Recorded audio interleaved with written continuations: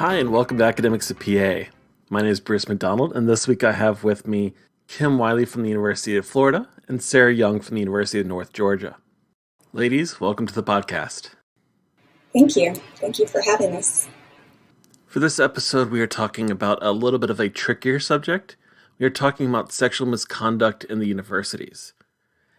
It's a topic that gets talked about quite a bit when we talk about undergrads and what they might experience during their undergraduate careers, but we never really talk about it very much from the context of faculty.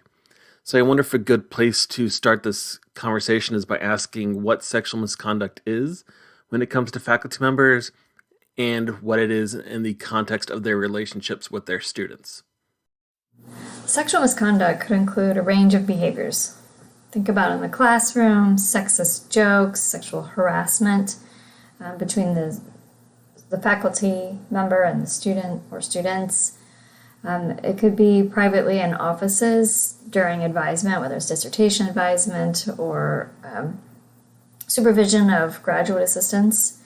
We see it at conferences between faculty and students coming from the same university or different universities, where the faculty take advantage of students or engage with students in ways that make the students uncomfortable, ways that they don't like but don't feel comfortable pushing back or saying no. And then we see this all the way up to sexual assault, so it includes a wide range of behaviors. In these circumstances, the students have to continue engaging with the faculty member if they oversee their assistantship or their advisor, or if they're grading them in the classroom.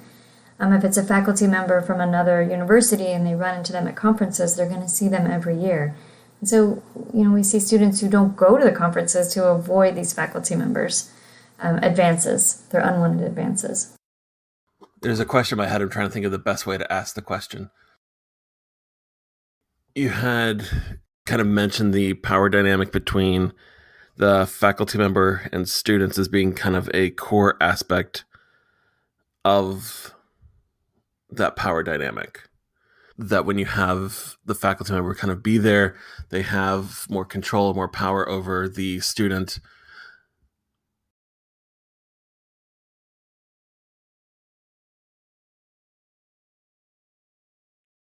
I'll add to that too, that, what Kim is essentially describing is what Prince calls systemic intersectionality, which basically explains how one group suffers from an inequality because of the relational or reflective power that they have to one another. And that's probably more apparent in a professor and major advisor relationship than in just about any other type of relationship, in my opinion, because it's one of the few times in your entire professional career that one person can essentially control or have a significant influence over the entire trajectory of your career. And you have to think about it in the context of what we as PhDs have put into getting to that point.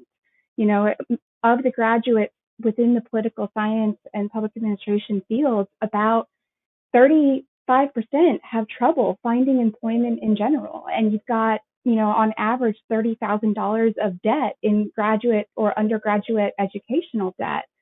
So you've got this big concern about, I have debt to pay back. I have to, I have an unequal dependence on this person that I am responsible to, and in some contexts. And then I'm facing an incredibly tough job market. And so that's, on top of that, you add in dissertation and all the different components of a PhD program. And it's a very overwhelming feeling, I think, for students to be put in a position that they are facing sexual misconduct by the faculty member and ultimately feel like they might have no recourse as a result. And so that's a horrible position to be in. I would add on another layer of complexity for students coming from another country who are dependent on their supervisors for their visa, and learning a new culture here in the United States and what's appropriate behavior, not just of the faculty member, but of the student to respond and push back. And there's just another layer of dependency when the visa comes into play. Well, I think that what Kim is saying is that ultimately international graduate students are even more vulnerable. And this is, because of the different components that are tied to F1 visas and the stringent requirements that they are required to meet in order to maintain the F1 visa, and the grant funding that sometimes is used to sponsor international graduate students to come over, and that there's little oversight in terms of that grant funding for for the graduate student level. And then on top of that, they're trying to essentially decipher cultural differences. And about 70% of our communication happens nonverbally. And so, on top of trying to maybe translate verbal communication, they're trying to understand the cultural differences in translating the nonverbal communication. So it's and I think that international graduate students and the vulnerability they have to sexual misconduct is not something that we've heard much about in talking about sexual misconduct and sexual harassment in academia. Is there any idea in terms of how prevalent sexual misconduct in academia actually is? It's hard to tell because about 70 to 75% of women that experience some sort of sexual harassment don't report. A recent study by it was Cantor et al. It was the Association of American Universities in 2019 found that about 13% of female students have experienced sexual harassment by a faculty member. But that number is probably far lower than what actually occurs because most people don't report when it happens to them. I'm guilty of that. I have experienced and witnessed sexual misconduct, and I've not reported it because of all of the implications of reporting it and being fearful of as a graduate student of what might happen to you. I'm thinking, so when I got my first academic job in South Bend, and there's a whole series of New York Times and CNN articles and everything else that came out about this, there was a professor in the grad school who was a full tenured professor. They fired and got rid of him because he was telling people in the class if you wore a short skirt, he'd give you an A. This had evidently been going on for years, and everybody was kind of shocked that it had been going on that long and it had never come out. But the reason is it was a class in law, and he had everybody sign a non-disclosure at the beginning of the semester, so they thought that they weren't allowed to actually tell anybody. The reporting mechanisms are sometimes confusing or unclear. The student may not know who to report to, or the faculty member maybe that's overheard or overseen something that's happened. The reporting mechanisms get confusing. And this is also where we see people leaving academia. They've experienced sexual assault in their role as a student at the university, and they may choose to leave. So we're seeing excellent talent, wonderful scholars exiting the university system to avoid the harassment and sexual misconduct, while the perpetrator remains on campus pursuing their professional and personal life. I'll add to that I think a lot of that is that there's a lack of policy that protects students and complainants that file. In the case of having experienced it, and in the case of having witnessed it happen to another student, there's a fear of what could happen, and that's because we have a lack of policy. We have 23 federal whistleblower statutes, and not a single one pertains to higher education. And we have Title IX, which has its own issues that I'll get into in just a moment. But whistleblowing policies and the protections that are provided under whistleblowing policies are not immediately triggered by a Title IX complaint. So a lot of times you have to file a separate whistleblower report in order to have any level of protection against you. And then recently as August 14th of 2020, there were significant changes made to the Title IX policies that are in place that really increase the protection of the accused, which ultimately creates additional challenges for victims, and I fear is going to disproportionately affect faculty sexual misconduct and students' willingness to to report it, because it ultimately increases the protections that are there for the perpetrator. And in that case, it's the faculty member who already has a lot of protections in place because of the imbalance of power and the systemic intersectionality that occurs. This is one of those areas where when I'm thinking of questions, I'm like, no, that's not a good way to phrase that. I tend to stick my foot in my mouth more often than I ever should, and this is an area I definitely want to make sure I don't do that. We struggle to ask questions and talk about sexual misconduct because we don't talk about it enough. We don't have the language. We don't use it regularly enough. This is a problem throughout society. When I used to do domestic violence advocacy work, people were more comfortable talking about domestic violence than they were sexual assault or sexual misconduct. People just don't like to talk about it. And the solution is to talk about it more, at least in my opinion. We need to talk about it more so that we have the language ready to go. And we've talked about it enough that the language is familiar to us. That way students, when they come and talk to us, we can respond appropriately. And they'll see that we're comfortable talking about it. If we talk about it more often in department meetings, the language will come and flow more freely. We'll be a lot more comfortable talking about it the more often we talk about it. I think the ability to talk about it is definitely one of the hard things. I mean, not that ever talking about rape is a good thing, but it is something that is talked about more often. So we have a little bit more context. We had the verbiage around kind of how to discuss, how to think. But when it comes to faculty misconduct, I think it's a little bit trickier because I think a lot of people kind of almost justify it away. There are definitely people within academia who their spouse was at one point their grad student, and either after that person graduated or shortly after they graduated, they got married or the relationship came out. And so I think, we have normalized that it might be okay for faculty to be involved with grad students because maybe it's, that relationship over there, or they're adults. They should be able to make up their own mind. And so we've just kind of almost washed away the ability to talk about it. And because we don't talk about it enough, when students do come to us, we may not know who to refer them to, or they may not know who to go to because we're silent about this topic. I mean, I'm thinking of NC State. We have an ombuds office. I guess that would be the person you would start off with, because if it's happening in your department, you probably aren't comfortable talking to your department about it. But I don't actually know for sure that the ombudsman would be the person to start with. I really don't know who that would be. Students report to the Title IX office when a crime's been committed or some behavior that fits in the definition at the university, state, federal level.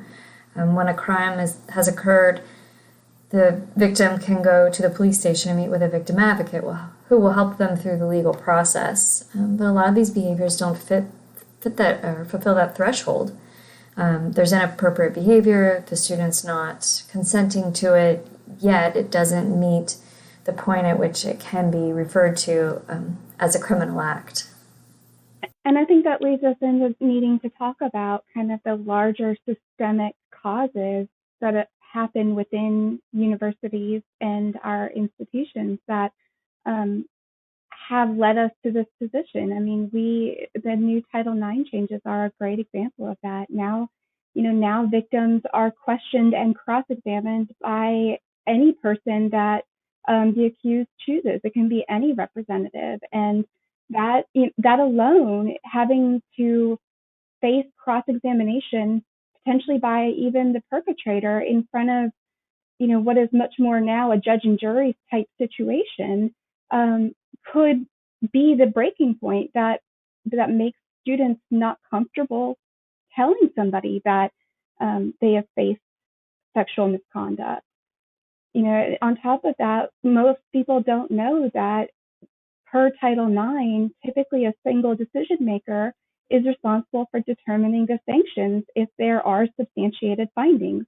So a decision maker has to decide on sanctions and remedies, and they don't make those decisions in a vacuum. Oftentimes, someone from the perpetrator's academic unit, either the department head or the dean, is consulted on what they think the remedy should be. And that's problematic because that could be a conflict of interest that's being introduced into the sanctions for somebody that committed sexual misconduct.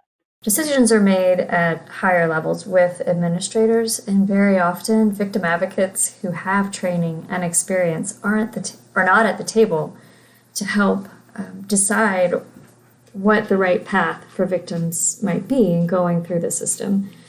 As the university's laying out their plan, they may not bring in faculty who have this expertise or staff who have this expertise. And there's a great wealth of resource at the police department through these victim advocates.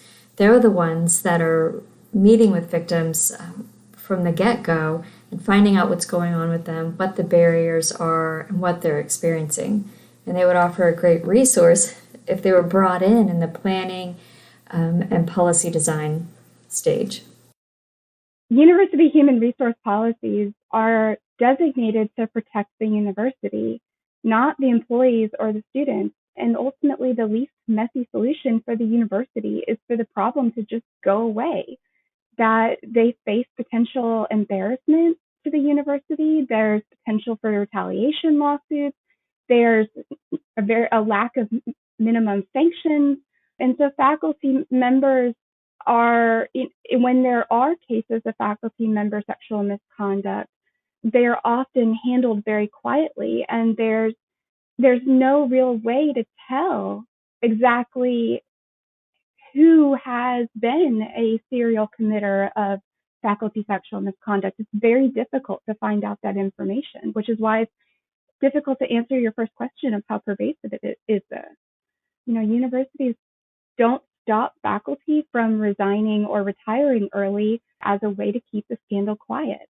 In fact, a lot of universities encourage that the faculty resign or retire early if there are substantiated findings. The Title IX report will be completed, but the sanctions can't be implemented. And it's pretty easy for the faculty member to just jump to another institution.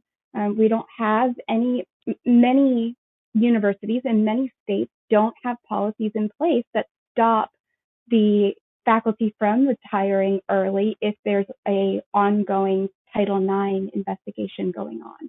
And that's a problem because it allows for continual perpetuation of sexual misconduct by faculty. It's a real problem. We have faculty who are perpetrators who quietly leave the university and move on to another university. And the receiving university doesn't know why that faculty member left or that had anything to do with sexual misconduct. And by the time the story catches up with them, additional harm has already been done. Academia tends to be kind of somewhat of a small, kind of close culture on its own, where you might not necessarily know everything that's going on in another department, but you have usually some idea, or there's some discussion, the kind of the rumor mill. And I know over the years there's been different things that have passed around. The stuff that went on with William Jacoby from Michigan was kind of one of these things that was talked about for years before one of the faculty members came out and relayed what her experience had been. But up until that, it was always kind of this just where people would tell their grad students and females to just stay away from that person. Yeah, we have back channel conversations or whisper networks where women and men, but mostly women, are letting students know who to stay away from. Or when a faculty member leaves, they may call the universities where they've applied and let them know what's going on. They say, hey, this person's leaving our university because they're a perpetrator of sexual assault or sexual harassment. And they let the other university know. Sometimes they do this anonymously. Sometimes they use the relationships that they have and call someone at that university. But these whisper networks are working because we don't have frontline communication channels in place. Sarah and I have both been parts of this back channel communication when we've been given a heads up to let us know who perpetrators are at the university. That's something that happens all over the place, not just academia. But it's particularly egregious that it is happening in academia, where we have such trusting relationships and relationships where there is such a huge power differential. Not that I'm happy that there is a back channel, but it's definitely better than nothing. But even that opens up problems because at some point, one of these people who have been this serial offender might go, well, if I can figure out who it is, then that opens a legal challenge to that person by the faculty member who's kind of being pushed back because of their behavior. And women carry the burden of that risk. They risk their careers and their livelihoods calling ahead and stepping out to protect women. It's a risky circumstance, but women do that for each other and looking out for them. They carry that burden and they carry that risk. And I'll add to that, that there is a significant risk to the women primarily and men that make up these back channel whisper networks because, even in PA from a decade or two ago, we had a case where there was a guy that spoke up against another faculty member and that had been found to have substantiated findings of misconduct, and they were sued and ultimately cost them over $1 million because there were findings that the person went out of turn by calling ahead and trying to alert people of this person's reputation.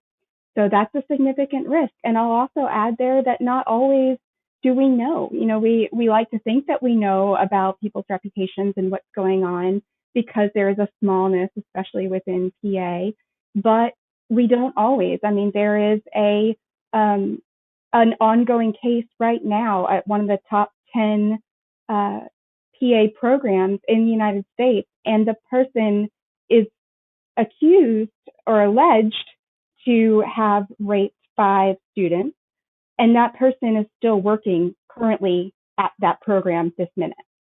So, and that hasn't come out, and that the reason that a lot of this doesn't come out is because a lot of times universities employ non-disclosure agreements, and non-disclosure agreements have been kind of mischaracterized as being of the benefit to the survivor. But in actuality, the way that they're being used as gag orders for everybody that's involved in the case keeps the survivor from ever being able to speak out against the perpetrator if they chose to. If the perpetrator hurt somebody else in the future and they wanted to speak at the trial to present a pattern of behavior, if they've signed an NDA agreement with the university and are incentivized into signing that NDA agreement by a substantial settlement, they don't have that choice if they've signed a completely closed NDA. So that use of the NDA keeps it quiet, which is of the benefit to the university, but not of the benefit to the survivor, and it's not of the benefit to the field. Yeah, I'll say right now, neither of those instances have I heard of. I have no idea who the people are, but I'm sitting at my desk kind of, one, shocked that it's something I haven't heard about, 2, that it actually happened and that it hasn't come out. But, if you have the NDAs and you're using those to kind of push people down, or you're using the legal process to push the complainant down.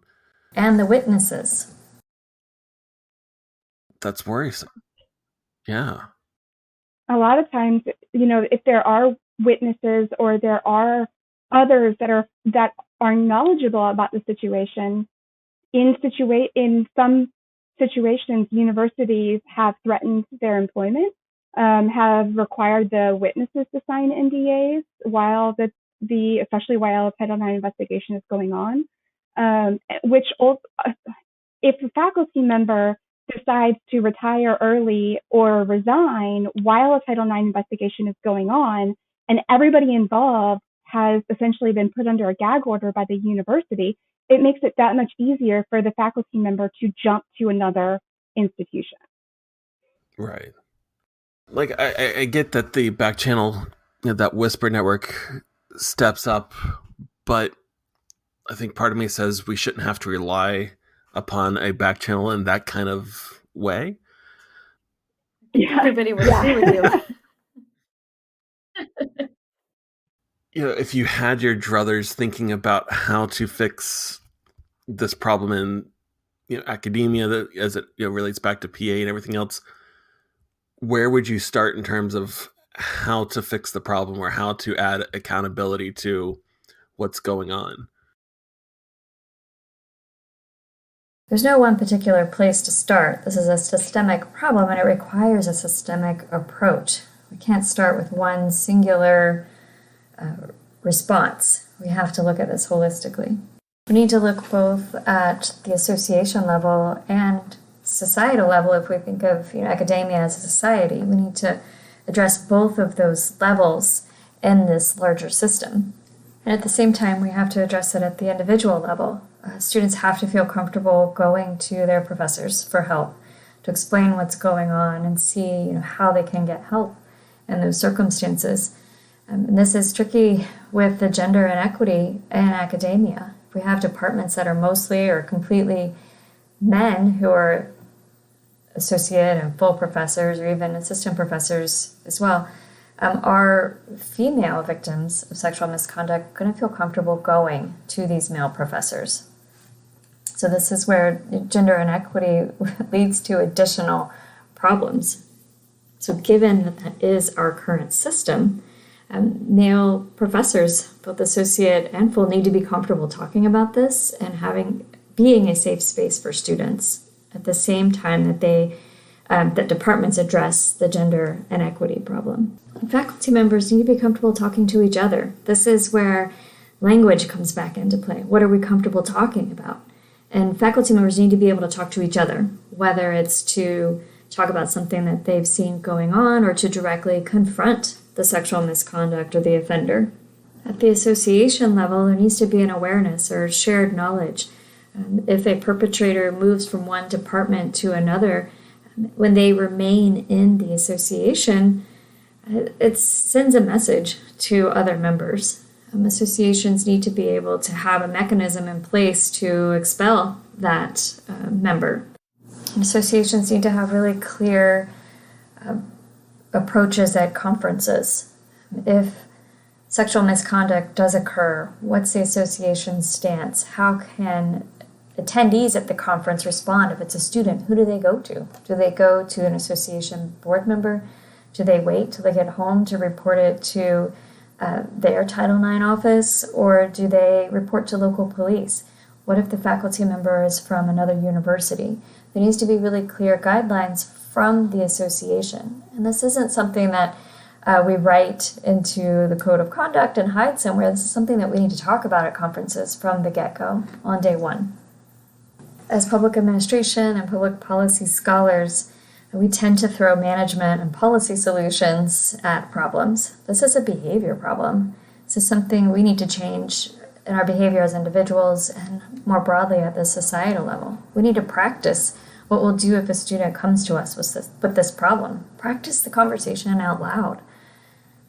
We need to have bystander intervention techniques designed for students and faculty. We see those on campuses, different bystander intervention trainings, but they're designed for students. If a student and another student are involved, what can bystanders do? But we need to practice what bystanders can do when there's a faculty member involved.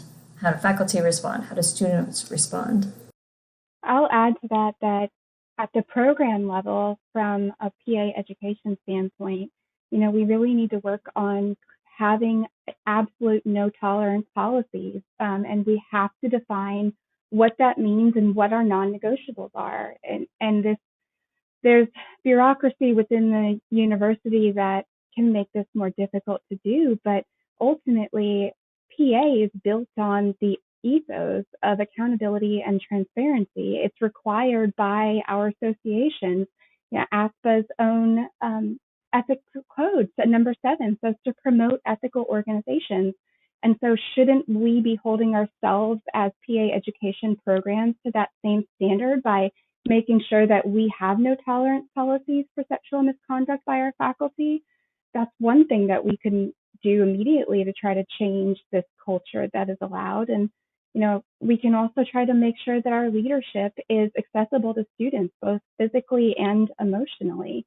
If a student has a concern, and they're much more likely to turn to somebody that they feel comfortable with. And if they don't feel comfortable with, especially leadership or somebody that's in a position of power to be able to do something about it because they've never interacted with them. We can try to make sure that our program leaders are in core graduate curriculum classes so that they have at least some level of interaction with most of our graduate students if possible. Also making sure that we have an open door policy and we actually keep our doors open. In one example, it was difficult to access the department leadership because you had to go through a watchdog of an administrative assistant whose office physically blocked the office to the department head. That's going to turn, if there's a level that a student has to go through to try to tell a leader that something's going on, then it's much less likely than they're going to report it. So we can really perpetuate that idea of open door leadership.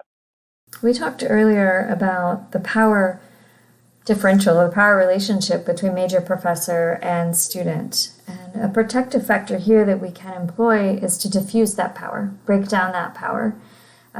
Yes, we have committees made up of 4 committee members from around the department and then an outside member, but very often students don't see those committee members until the proposal defense or the dissertation defense. So expanding mentorship to include regular interactions with all of the committee members or more interactions with faculty in the department can help break up that power within that relationship between the student and the major professor.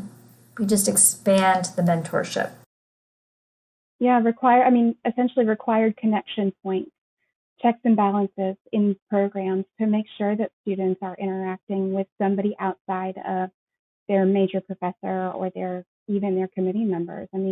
Female brown bag luncheons so that there's regular interaction is one slightly simple solution that could be implemented to try to make sure that especially female graduate students feel connected to somebody else that they could speak to in the event that there was an issue. These interventions are going to take a lot of work. These are going to be hard. It's going to take our time and our energy. It's going to be a lot of service work. But this isn't something that we're going to be able to just set a rule or a new practice and walk away. This has been going on for a very long time, and it's going to take dedication from faculty, from leadership, from administration over a very long period of time. Similarly to the way that we have to address racism in academia, this is going to take work at all levels over a very long period of time. One of the things that's popping into my head, Kim, that it was about behavior, not about setting up the institutions or the rules to constrain that behavior, that we should then focus on weeding out, is probably not the best way of saying it, but how do we weed out the acceptability or the existence of that behavior in general? We call it out when we see it. We don't wait and have a meeting to talk about how we're going to respond to it. We call it out when we see it. And we need to address this at conferences and the plenaries, not just the plenary subject matter, but in housekeeping sessions. What to do if you witness or you experience sexual harassment or some sort of other sexual misconduct.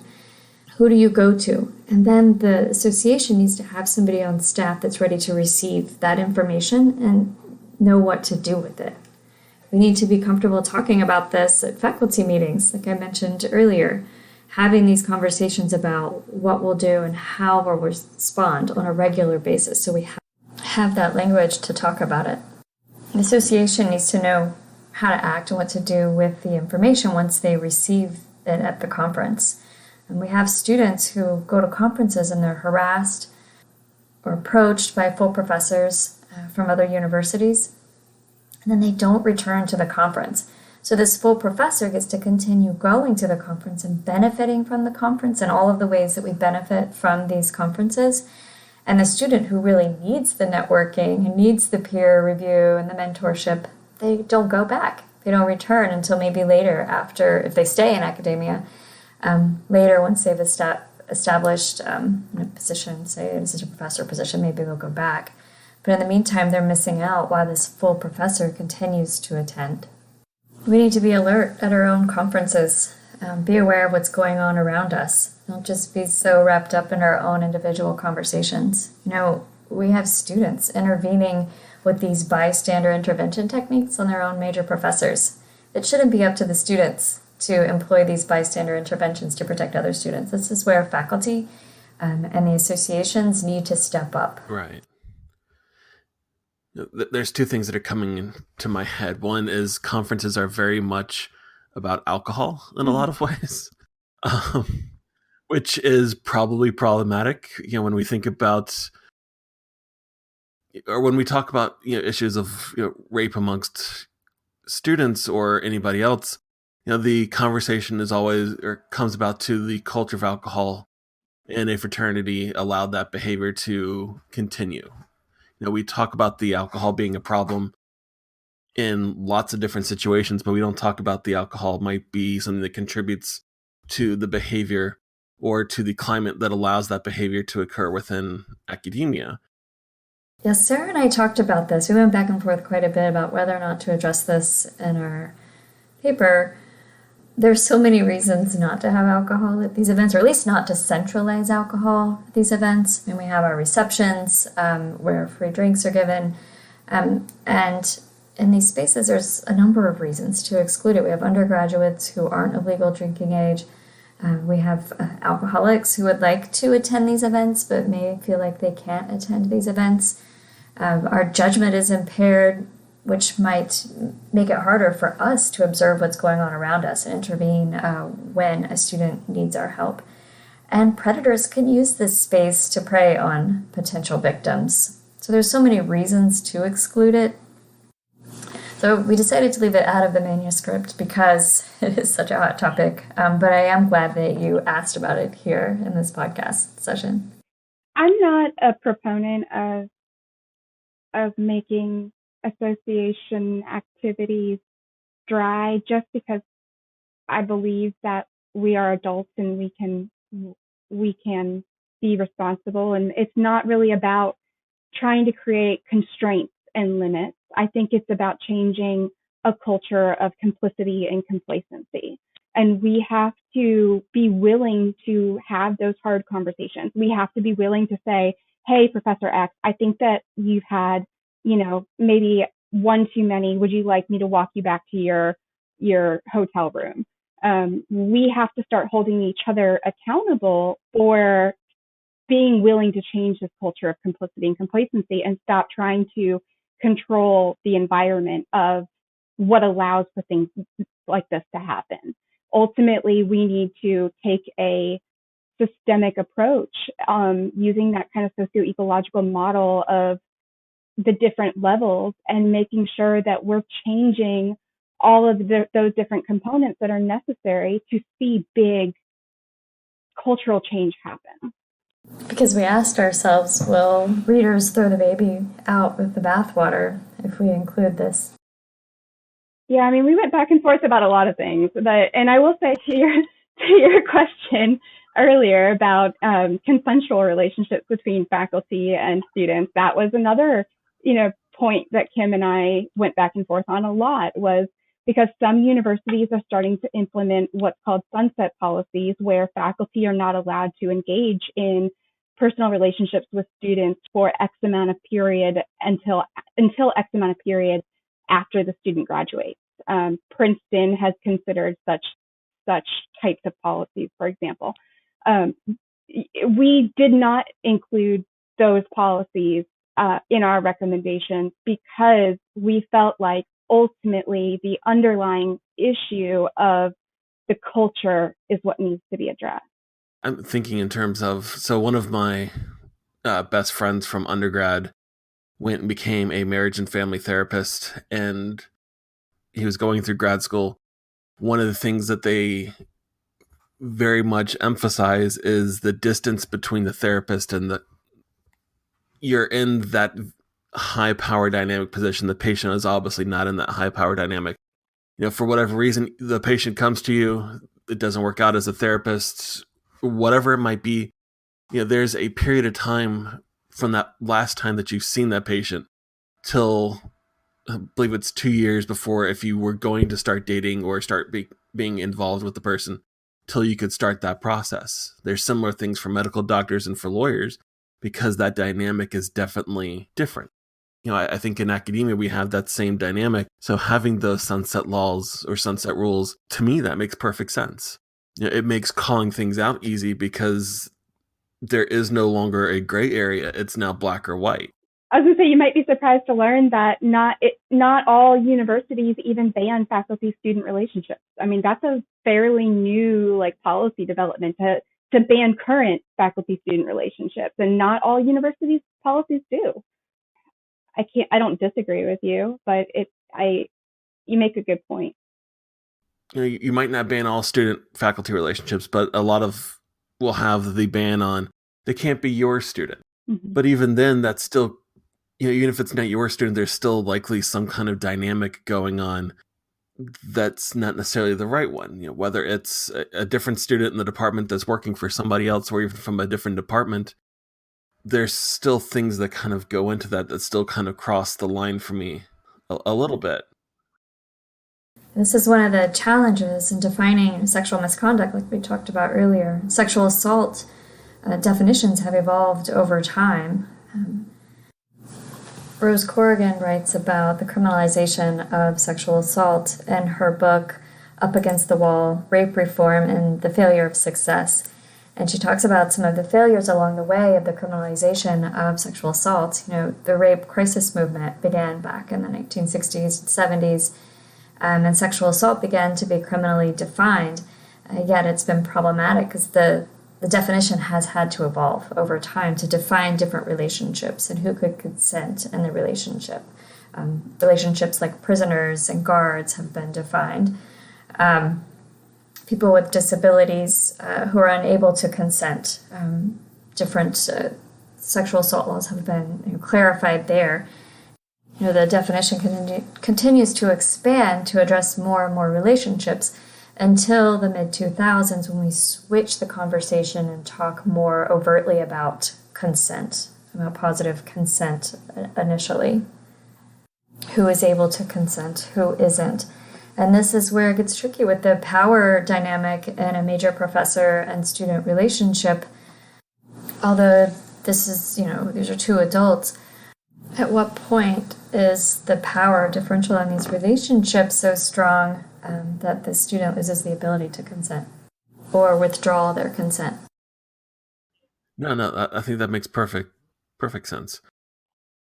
I mean, we do talk in the sexual assault kind of instance about consent and what it means for consent. There's now even apps that you can download to where you can record or have somebody sign that they are giving their consent before having any kind of sexual relationship for college students, and there are colleges who encourage students to use those. Yeah, those work when there's an equal power relationship there. It assumes the two people in this interaction have similar power in the relationship. Normally, you're not going to use that when there is a large power differential between the two involved. Yeah, but it's not the even relationships where you actually need it. You want to have... But I guess if it's an uneven relationship, you're not even in a position to give the consent in the first place. Yeah, that kind of tool wouldn't be a strength if it's like a boss-employee or major professor-student relationship. So given that this is a problem, we know that it's a problem, we need to have more conversations about it. Kind of what would be the next step of having an open dialogue? Would it be trying to put a panel together for like a forthcoming ASPA conference? Would it be just having those individual departmental conversations? What becomes, or how do we work to actually normalize this a little bit better of talking about it and saying what's right and what's wrong? Yeah, the associations need to take a vocal and firm stance. It needs to be spoken aloud and written in our codes. Associations from political science, public administration, public policy need to speak out. Yes, scholarship's important. We need to know more about how and why this occurs, but we can't study this away. The associations are going to have to be firm and their no tolerance stance. I would add to that our field leaders need to take a stand. And I think that is an important component to demonstrating to the PA field that this is an important topic that requires more than just scholarship at this point. We as women in public affairs and public administration, we demand more than just scholarship at this point. It's been far too long. Our programs need to take a stand. Our journals need to take a stand. Our associations need to take a stand. And we need all of the faculty to say that they also will take a stand. And by no tolerance stance, we mean that the association has to mean that. There will be no tolerance, no attendance at the conference, no publication in the journal, no membership. These perpetrators need to be excluded. If we send the message to students that perpetrators are allowed to remain, what does that say to the students and to other potential perpetrators? At the conferences, this means that the perpetrators are, they're not speaking on the plenary panels. They're not serving as chairs and discussants. They're not receiving awards from the association. And we have to be careful that this doesn't impact their students. Their students' work needs to be presented. The students need to benefit from the conference and participate 100%. And so this is where the associations have to step in and make sure that the perpetrator is not included, but it's not at the same time excluding the student. So I know a couple years ago, ASPA had, at least I think it was ASPA, announced before the conference that to create a more positive environment, they were going to do things like restrict hugs. You could shake somebody's hand, but that was it. There was a couple of things involved in what they were saying. I don't remember anything else. I just remember seeing the hugs as part of things that were going to be not allowed, because they then either create kind of an awkward balance between people where somebody gets a hug, they don't necessarily want the hug, they feel like they have to get it. Maybe that's the starting point for more action that's going on, whatever it might have been. But I only remember ever seeing it the one year. But I also remember being at the conference that year going, there's not a lot of people enforcing it. But on the other hand, there definitely were people who were more cognizant and aware of maybe we shouldn't hug, maybe we should be much more professional in kind of what we were doing. And at least for me, that was kind of a nice aspect of the conference that year. It brought up and kept the idea of acceptability of behavior in mind, and it seemed like everything was a little bit calmer at the conference overall that year. But I don't think I've seen that pop back up. On the other hand, given that nobody's able to go to conferences right now, there's been a lot of discussion on Twitter about what people are going to do when they get to their first conference. And it's almost always either they're going to give everybody a hug, or they're going to get drunk with everybody, or some combination of the both. And the first thing that keeps popping up into my head is you're basically setting up a worse situation, or reversing any movement forward that this is kind of gained in terms of adjusting behavior. Yeah, those policies have good intentions. I mean, given the circumstances right now, when we finally are allowed to go back to conferences, we're going to want to connect. There's going to be a level of intimacy that we've missed by being just away and connecting only through Zoom. But the no hug policies are tough to enforce and maybe kind of miss the mark a little bit. Sarah and I go to Arnova, and I can't imagine Arnova without hugs. But at the same time, there are people who don't want to engage that way. And so they need to have a way to say no, and that they don't want that. I have a dear friend who didn't like hugs, and she felt very firmly about it. And as a hugger, it was a bit of a challenge not to automatically want to do that. These policies can have the right intent, but maybe not the right enforceability. I will add, I'm a hugger by nature. I'm Southern. We hug. I love to give hugs. I also had a phenomenal relationship with my major advisor, who was a tenured male professor. And every time I see him at a conference, I run up and I give him a hug. However, I also know that I'm now a mentor to my students, and I have to be mindful of how that might be perceived in terms of forced consent. So it's a tight rope to walk. We just have to recognize the culture of complicity and complacency and how we're representing ourselves to our students at all times. We go back to consent. We have to have the ability to say no, and in some circumstances, that's not there.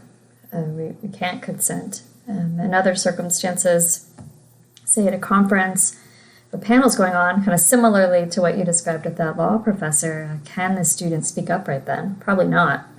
There needs to be other people in the room that can call out sexist comments or sexist jokes, feel confident and comfortable calling them out.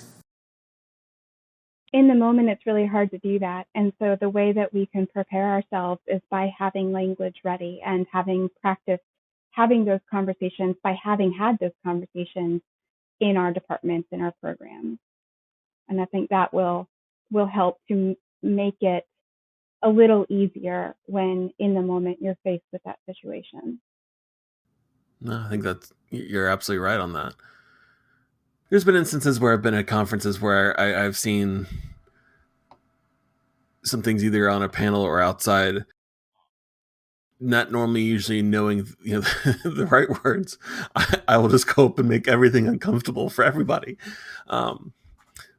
You stand there and be like, hey, and interject the conversation and break up the group as a way of kind of stopping whatever it might be. But I'm also okay making everybody uncomfortable.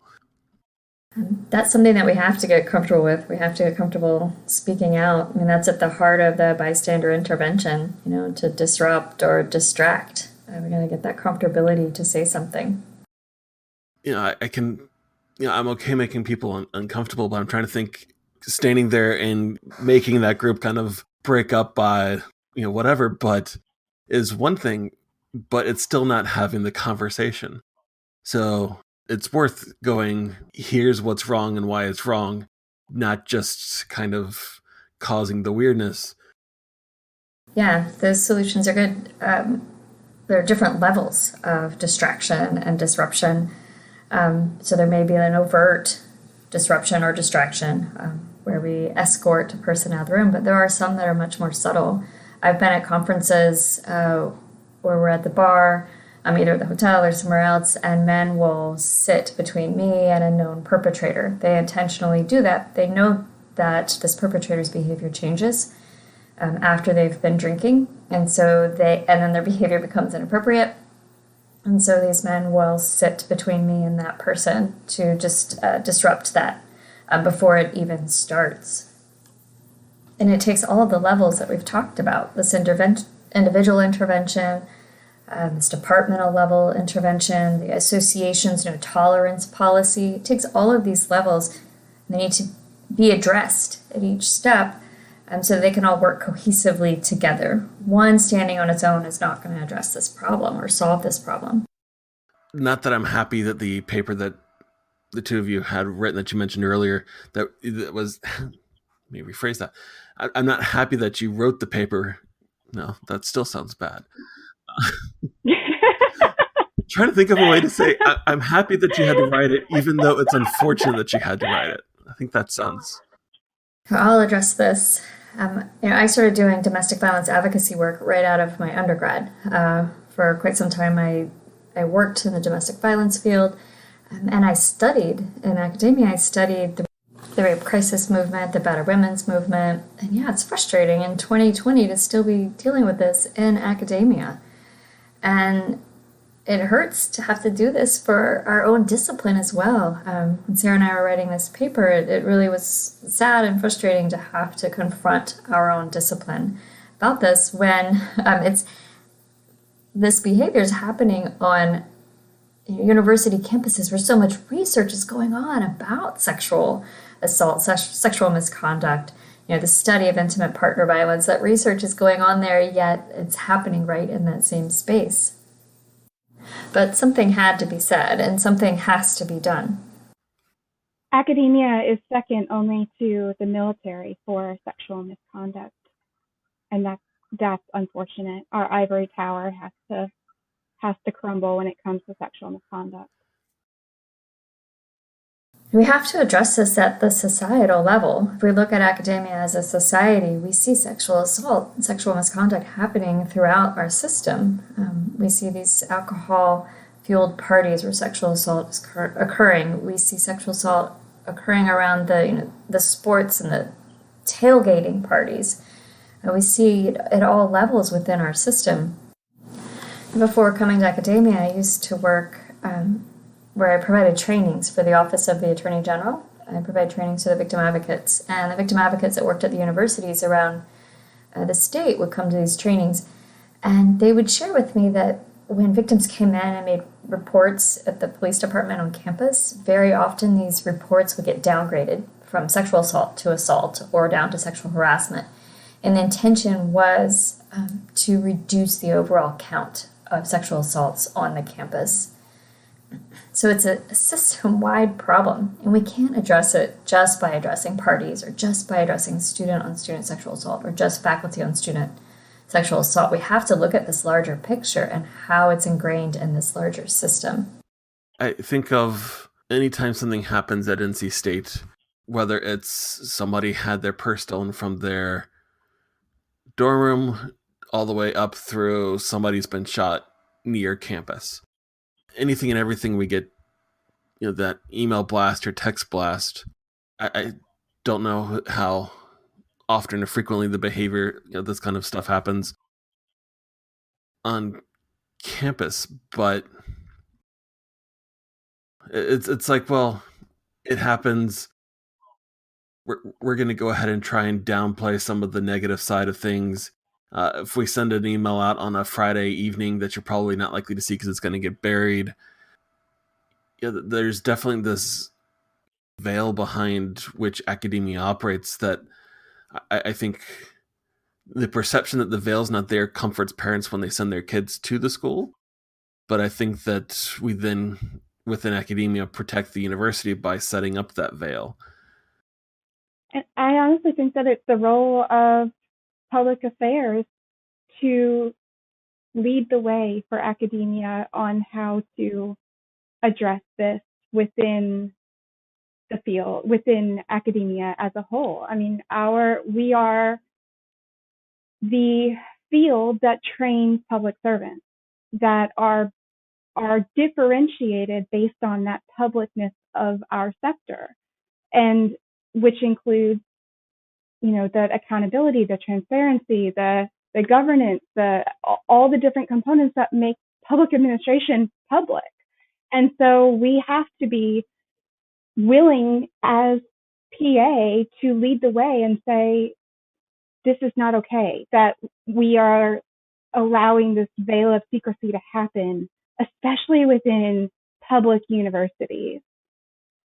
I mean, if you think of what we teach in PA classes, we teach about HR, we teach about ethics, having those difficult questions and managing the situations that arise. We teach and we prepare students to engage in the exact same kind of thing that then we aren't doing.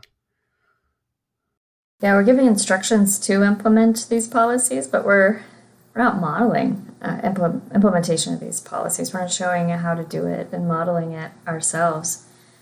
Even in our HR classes, we may not be addressing these issues, or we may not have faculty who have equipped themselves to be able to talk about sexual misconduct in terms of HR policy, implementation of that policy. The same way that we do not have a good record of using these classroom spaces to talk about racism.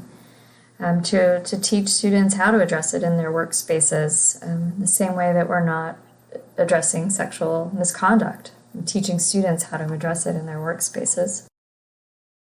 I mean, our field's principal association, for which we are preparing our students to then go and join or to strengthen this through their own scholarship, require accountability within the organizations that make up their members. And so if we are educating the next generation of public service workforce that is going to go be members of these associations, shouldn't we also be holding ourselves to the same standards that are required by these associations? That's my question. Yeah, I think we should. I mean, if you're not holding yourself to the standard and you're a part of the organization, then there's a conflict right there. I'm excited to see so much discussion around social equity. We're talking about it among ourselves as faculty members, and I hope that it's making its way down to all of the classrooms for all the faculty members that are engaged talking about it. It's really exciting to see it develop and kind of the cross-pollination there between faculty members, all over our discipline. Well, I know I've taken up quite a bit of your time today, and I think we can keep on going probably for a super long time. I definitely want to be aware of your own time constraints and everything else. So I want to thank you for coming on and talking with us today. Thanks so much for putting together this podcast. Yeah, thank you so much.